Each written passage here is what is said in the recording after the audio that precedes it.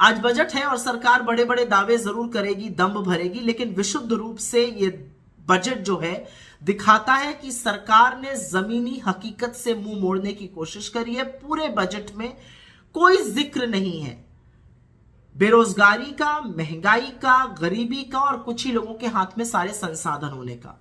यह अलग बात है कि इस बजट ने सरकार का असली चाल चरित्र और चेहरा सामने लाके रख दिया है। जब बजट प्रस्तुत होता है अगले साल के लिए, तो इस वित्तीय वर्ष का जो असल में खर्च हुआ है, अनुमानित एक होता है और जो असल में खर्च हुआ है उसके बारे में भी असलियत बयां करता है। मोदी सरकार ने कृषि पर, प्रधानमंत्री किसान सम्मान निधि पर, शिक्षा पर, स्वास्थ्य पर, आदिवासियों पर, दलितों पर, मनरेगा पर लगातार पैसे में कटौती करी है।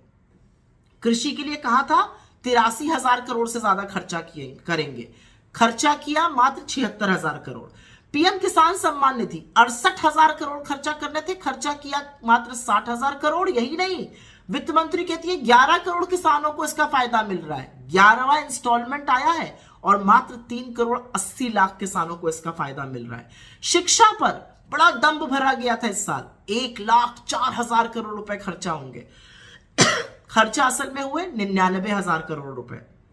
स्वास्थ्य पर 86,606 करोड़ रुपए खर्चा करने थे, खर्चा किए मात्र 77,351 करोड़। यही नहीं, आदिवासियों के डेवलपमेंट के लिए 4,111 करोड़ रुपए आवंटित किए गए थे, खर्चा कितने किए गए? 3,800 करोड़ रुपए। दलितों के लिए आवंटित किए गए थे 8,710 करोड़ रुपए और खर्चा कितने किए गए? 7,722 करोड़ रुपए।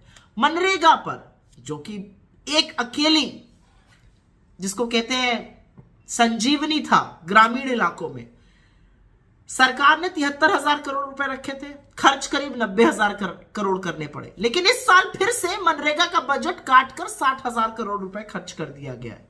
तो इस सरकार की क्या प्राथमिकता है, यह सिर्फ सरकार ही समझा सकती है। लेकिन शिक्षा पर, स्वास्थ्य पर, ऐसी चीजों पे खर्चा कैसे नहीं किया जा सकता है।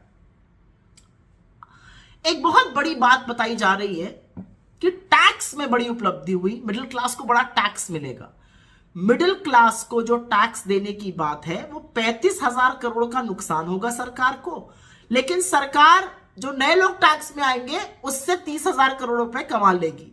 तो इस हाथ से देगी और इस हाथ से लेगी। वस्तुतः टैक्स का फायदा जो बहुत खरबपति लोग हैं उन्हीं को होगा, सुपर रिच को, क्योंकि वोट स्लैब काफी कम किया गया है। भारत जोड़ो यात्रा का असर तो दिखा इस बजट में।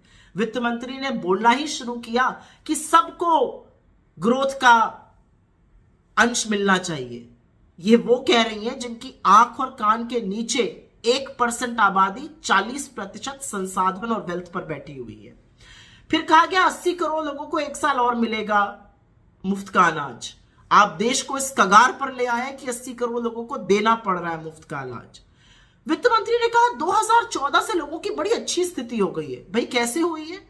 ग्रोथ कम हो गई है, इन्फ्लेशन बढ़ गया है, गरीबी बढ़ गई है, लोग सुसाइड कर रहे हैं। सुसाइड करने वालों में किसान है, 30 किसान रोज सुसाइड करते हैं।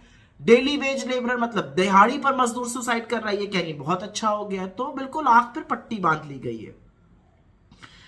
फिर इन्होंने कहा पीएम आवास योजना, पीएम आवास योजना पर 48,000 करोड़ रुपए दिया गया था, वो बढ़ाकर 77,000 करोड़ कर दिया गया। इस साल वो और बढ़ा के करीब 80,000 करोड़ कर दिया गया।